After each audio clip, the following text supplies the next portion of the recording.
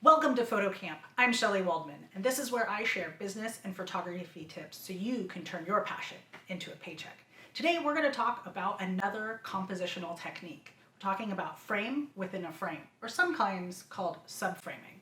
And the whole idea behind frame within a frame is like if you've ever looked out a window and you've noticed this beautiful view in front of you, if you were to step back and take a picture through that window of that view, that would be using frame within a frame as a compositional technique.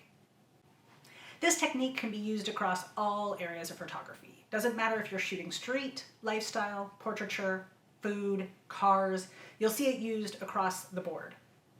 So if you think of some of your favorite artists, I guarantee you'll probably find one of their photos uses this technique. Imagine looking at a beautiful landscape and you see this tree and you can center the mountain between that tree, and then either the tree's in focus and the mountain's in focus, or maybe the tree is out of focus and the mountain is in focus.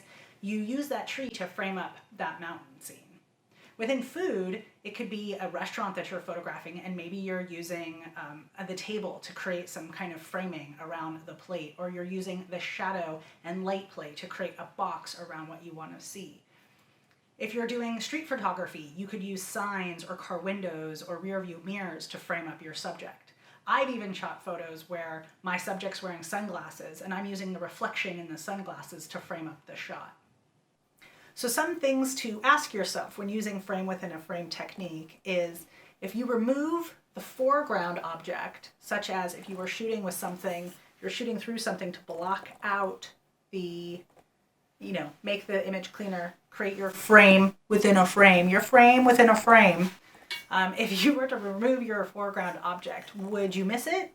Would it add to the photo? Does it distract from the photo? So if it is not adding to the photo, maybe it's not the right element to be using.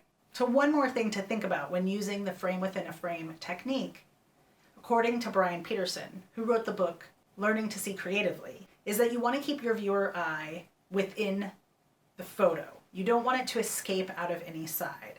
So he shows this example in the book.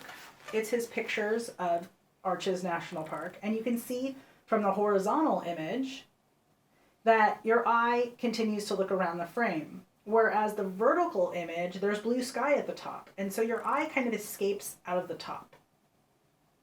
So his suggestion is to make sure that you don't have a place where the viewer's eye is going to leave the photo. You want them to stay on the photo as long as possible. So I would love to see your frame within a frame and how you do this within your imagery. So if you share it on Instagram, be sure to tag me. I'm Shutter Shelley. Okay, camper, you're on your way to earning your badge in composition. This is just the second video in the composition series, and there's a few more to come. So be sure to watch all of them so you can earn your composition merit badge. I hope you enjoyed this video, and I'll see you again real soon.